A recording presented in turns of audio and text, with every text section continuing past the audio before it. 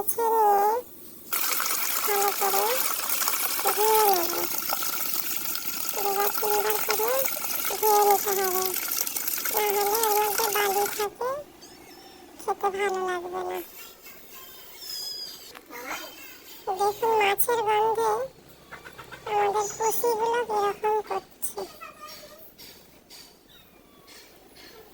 এবার ভেজে নেব চিংড়ি মাছগুলো।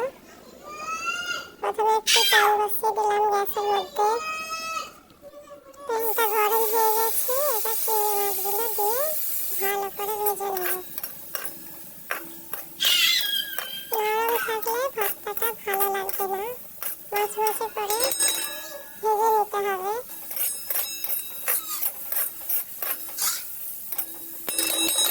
রেসিপিটি ভালো লাগলে লাইক, কমেন্ট, সাবস্ক্রাইব করবেন। চিংড়ি মাছগুলো ভালো করে ভেজে নিয়েছি, দেখে দেবো। এরপর আলু ভর্তাটা করে নিলাম।